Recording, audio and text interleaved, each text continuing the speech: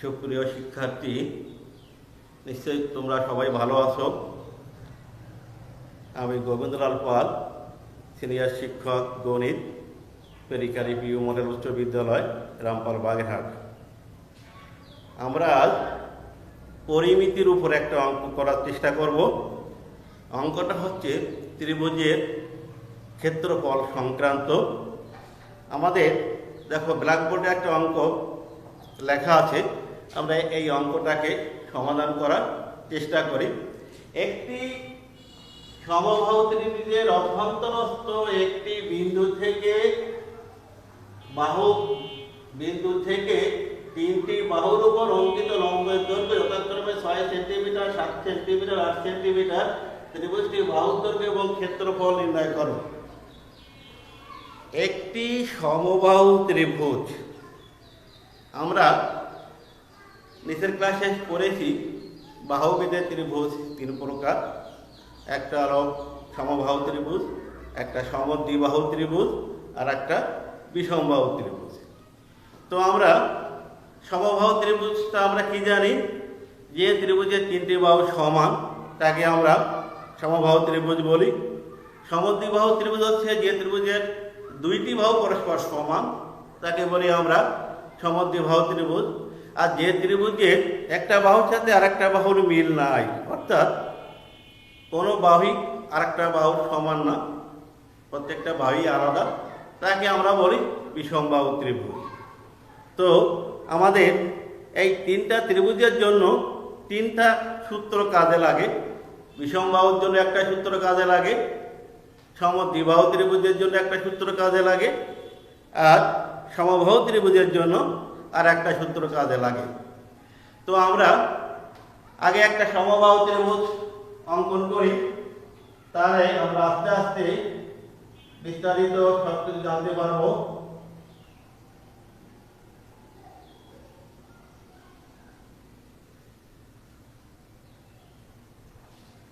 মনে করো এবিসি একটি সমবাহু ত্রিভুজ, এর তিনটে বাহুই সমান, এবং আমাদের যেহেতু বাহু তিনটের দৈর্ঘ্য এবং ক্ষেত্রফল বের করতে হবে, তো বাহু তিনটের আমাদের দেওয়া নাই। তো আমরা প্রত্যেকটা বাহুর দৈর্ঘ্য মনে করে নিই এ, প্রত্যেকটা বাহুর দৈর্ঘ্য, যেহেতু আমাদের বাহু তিনটি সমান, সেই সমান সমান বাহু সব সময়ের জন্য আমরা সব এ ধরে নিচ্ছি। এখন অঙ্কে বলছে এই যে সমবাহু ত্রিভুজে অভ্যন্তরস্থ একটি বিন্দু থেকে, এর অভ্যন্তরস্থ, মনে করো অভ্যন্তরস্থ একটি বিন্দু তোমার দেওয়া আছে ও, এই ও বিন্দু থেকে তোমার এই তিনটি বাহুর উপর অঙ্কিত লম্বের দৈর্ঘ্য তোমার দেওয়া আছে। একটা আছে 6 সেন্টিমিটার।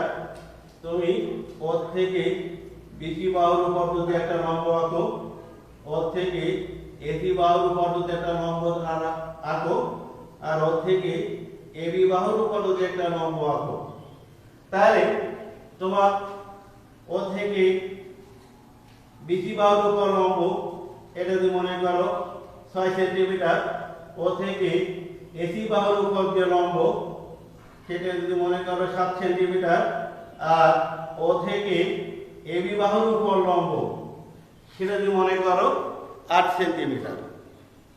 আমাদের এই তথ্যগুলো দেওয়া আছে। এই তথ্যের আলোকে আমরা এই বাহুর দৈর্ঘ্য আর বাহুর দৈর্ঘ্য যদি পেয়ে যাই, তাহলে আমরা ক্ষেত্রফলও পেয়ে যাব। তো আমাদের এখানে ছোটখাটো একটা অঙ্কন আছে, তো আগে আমরা লিখে লই। দেখো,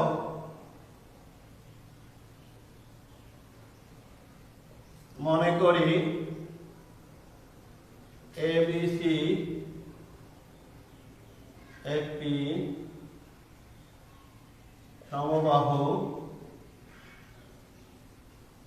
ত্রিভুজ ও উহার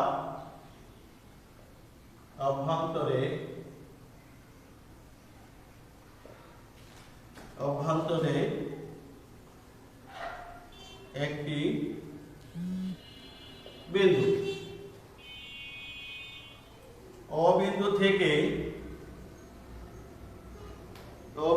থেকে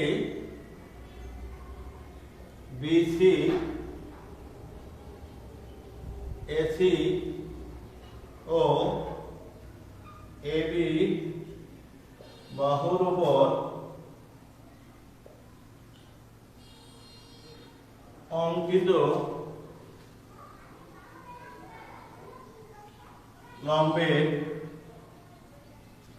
দৈর্ঘ্য যথাক্রমে 6 সেন্টিমিটার, 7 সেন্টিমিটার ও 8 সেন্টিমিটার। এখন আমরা ও বিন্দু থেকে এই ওবি ওসি ওএ যোগ করি 8 সেন্টিমিটার। এখন আমরা ওএ ওবি ওসি যোগ করি।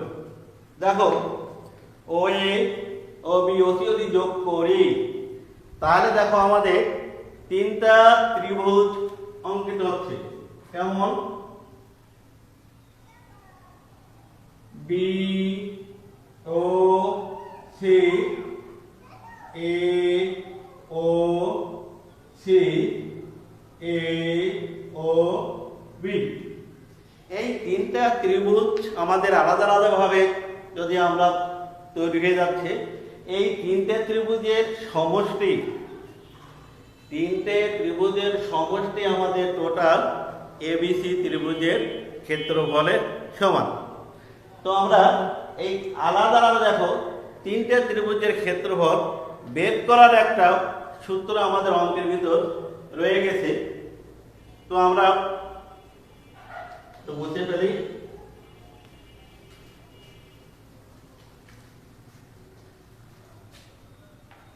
দেখো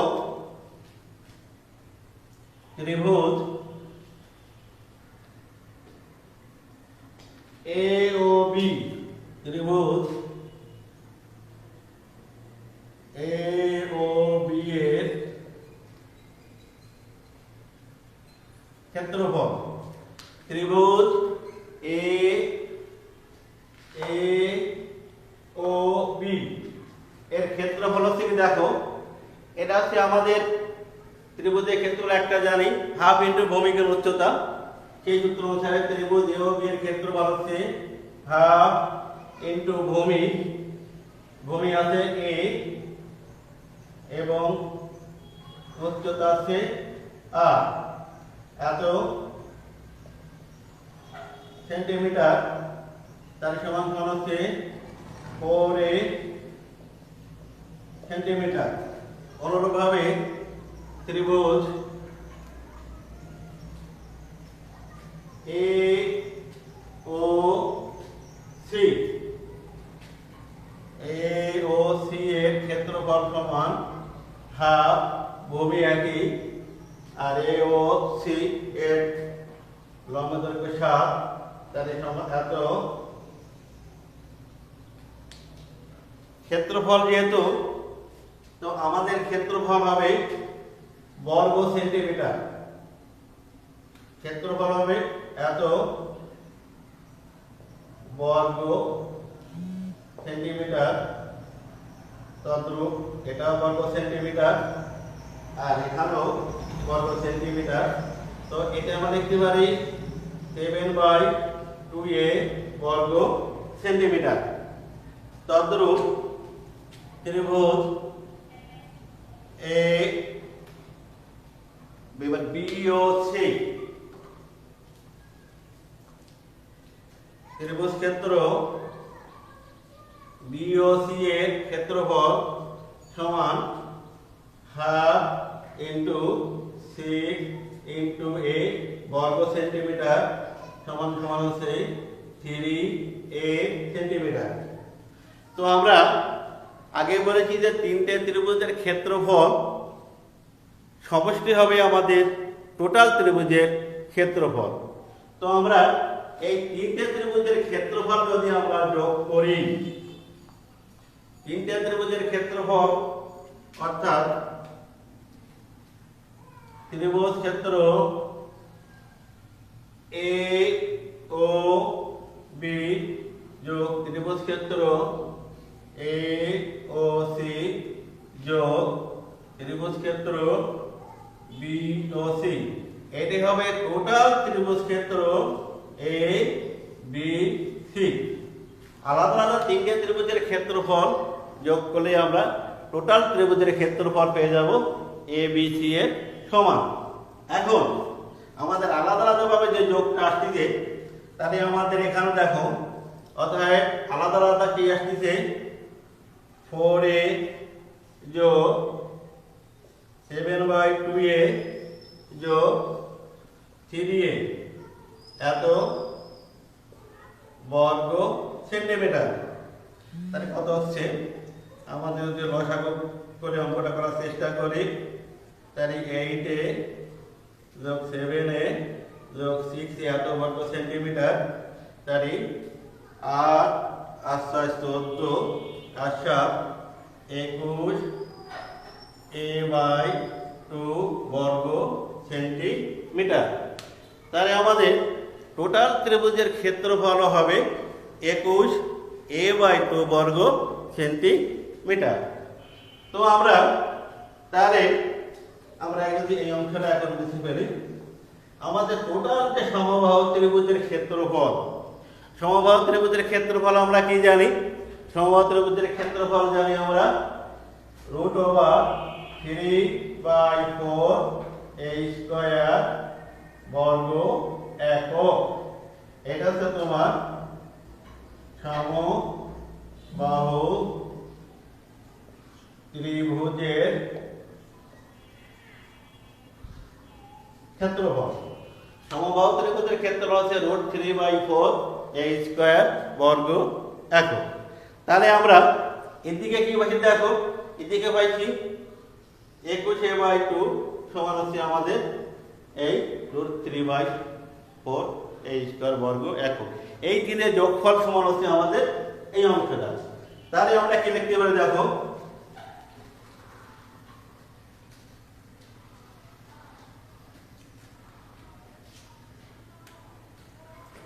অতএব 21 a/2 সমান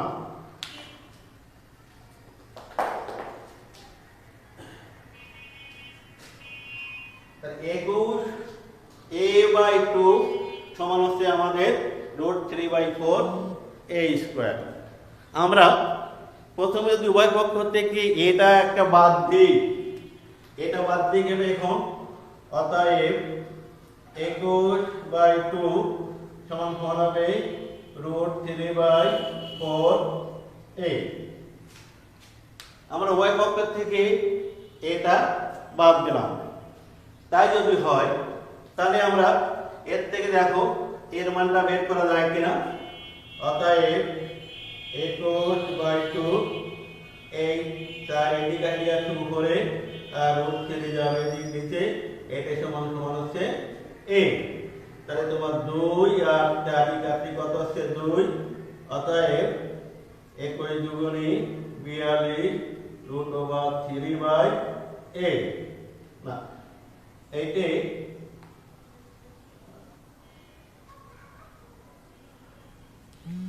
এর মান 21 দুগুণী 42/√3। আমাদের এর মান হচ্ছে 21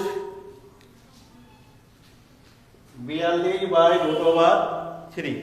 তো 42/√3 কে যদি আমরা মান বের করি তাহলে আমরা কি করতে পারি, দেখো তাহলে অতএব a সমান 42/√3। এটা যদি আমরা উপরে √3 দিয়ে গুণ করি, যদি √3 দিয়ে গুণ করি, তাহলে এটা হচ্ছে 42 14 সমান সমান 14√3 এত যদি বর্গ সেন্টিমিটার।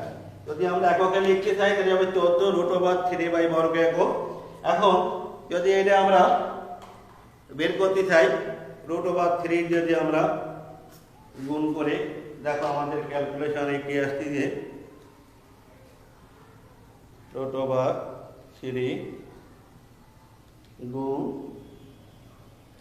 14 আসলে কত আমাদের 24.248 আমাদের আসতেছে 24.248 সাথে দেখে আমরা একসঙ্গে লিখলাম এত বর্গ সেন্টিমিটার প্রায়। আমাদের যে অঙ্কটা ধরবো তার পরেটা যদি 5 বা 5 থেকে বেশি আকারে আমরা 1 যোগ করতে পারি। তো এক্ষেত্রে দেখো আমরা এর মান যখন পেয়ে গেলাম, এর মান কত বলো 24.249 আবার একটু বলে গেল এটা যেহেতু এর মান, তো এটা বর্গ আসবে না, এটা আসবে সেন্টিমিটার। তো আমাদের এর মান আসবে 14√3 সমান 24.249 এত সেন্টিমিটার প্রায়। তো আমরা একটা বাহুর দৈর্ঘ্য যখন পেয়ে গেলাম, তো এখন আমরা ক্ষেত্রফল সেই জানি। দেখো সমবাহু ত্রিভুজের ক্ষেত্রফল আমরা বলেছি √3/4a²। তো এই জায়গায় যদি আমরা মানটা বসায় দিই √3/4 কত হচ্ছে √3/4 এইখানে কত হচ্ছে গুণ 24.249 এটাকে যদি বর্গ স্কয়ার দিই এইটি হবে তোমার বর্গ সেন্টিমিটার। যেহেতু একক ক্ষেত্রফলের একক হচ্ছে আমাদের সবসময় বর্গ সেন্টিমিটার, আর যেহেতু বাহু একটা দৈর্ঘ্য, বাহুর একক হচ্ছে শুধু সেন্টিমিটার বা শুধু মিটার, ওখানে কিন্তু বর্গ আসবে না। যখন আমরা ক্ষেত্রফল করব তখন আমাদের চলে আসবে বর্গ সেন্টিমিটার। তো এইটাই আমাদের করলে কি হচ্ছে দেখো আমরা একটু করার চেষ্টা করি।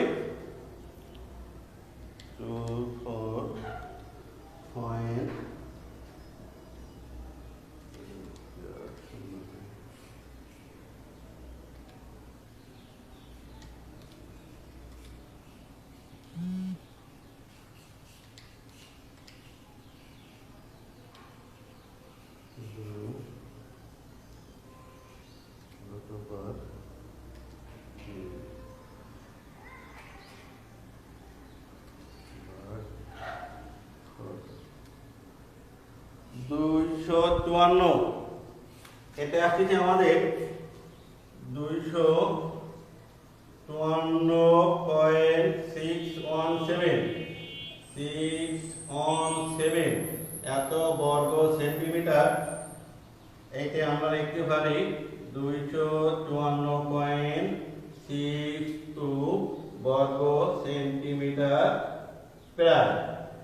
তাহলে আমরা দেখো ত্রিভুজের এক বাহুর দৈর্ঘ্য কত পেলাম 24.249 সেন্টিমিটার প্রায়, আর এদিকে টোটাল ত্রিভুজের ক্ষেত্রফল পেলাম কত 254.62 বর্গ সেন্টিমিটার প্রায়।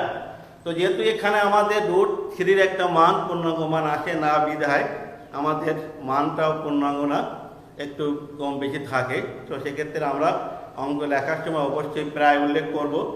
প্রায় উল্লেখটা না করলে আমাদের অঙ্কে কিছুটা ভুল থেকে যায়। তো যাই হোক আমাদের দেখো আমাদের যে সমবাহু ত্রিভুজের ক্ষেত্রফল পেলাম আর একটা বাহু দৈর্ঘ্য পেলাম, তাহলে আমাদের মোটামুটি অঙ্কটা মনে হয় তোমরা সবাই বুঝছো। তো তোমরা পরবর্তীতে আরও অঙ্ক করার চেষ্টা করবা। আর দিন দিন কিন্তু তোমাদের আমাদের বাংলাদেশের পরিস্থিতি খারাপের দিকে যাচ্ছে। যার যার নিরাপত্তা তার তার কাছে। সবাই ভালো থাকো, সুন্দর থাকো। সবাইকে আবারও ধন্যবাদ।